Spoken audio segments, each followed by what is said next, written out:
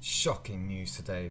It comes from the Independent paper. The title is "You Want to Get an Eton Scholarship?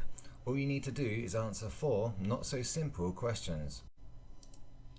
It goes on to say, given Eton's track record of producing 19 of the country's prime ministers, including the present incumbent, David Cameron, it could well have been on their parents' minds when they encouraged their children to sit the exam.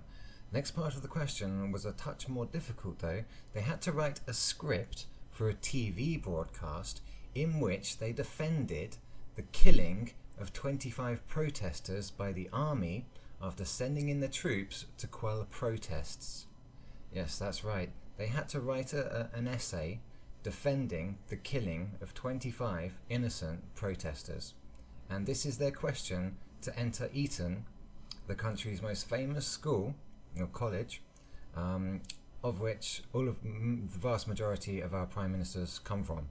So this is essentially a test to see just how heartless these children are, how capable they are of colluding with the criminal globalists, and how good a mouthpiece they could potentially make for the likes of Bilderberg and co, who really run the country.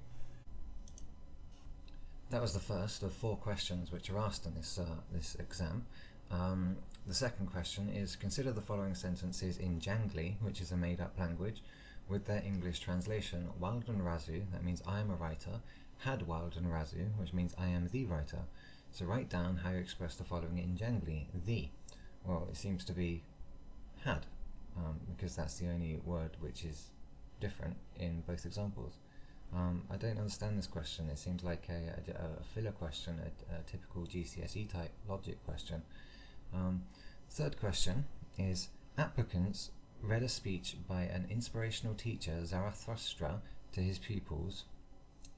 Applicants read a speech, and they were asked what is meant by the following phrase: "You are my believers, but what do believers matter?"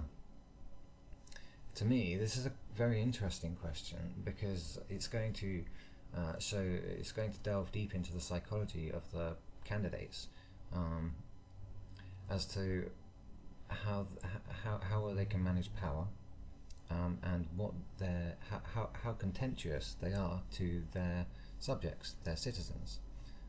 So it's a perfect question for somebody who could be a potential candidate for presidency or the prime minister's seat, and one which would be very, very useful for criminal, satanic, globalist elites to dissect who is capable of fulfilling their role as the front piece of their agenda, and who wouldn't toe the line, so to speak.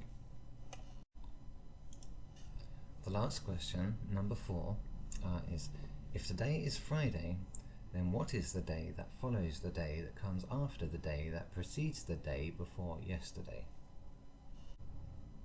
So I've only spent a minute on this question, so I don't really want to embarrass myself, but I think I know the answer. You have to jump to the only reference point in the question, which is right at the end, which is yesterday.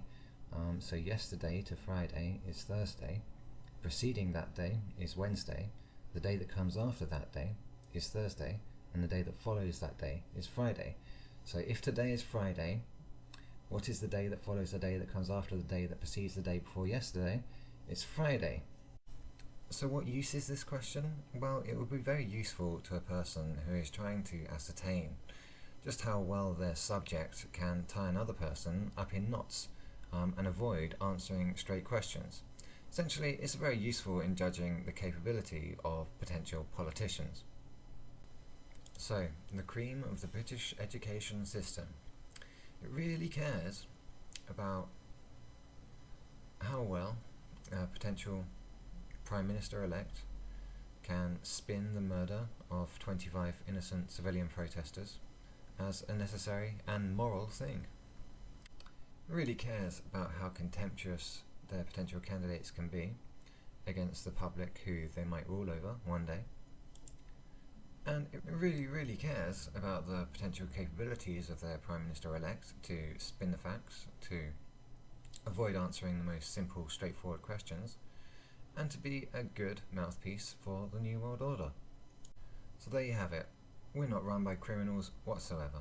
I think Eton, perfectly legitimate. And you're a conspiracy theorist if you dare to say otherwise.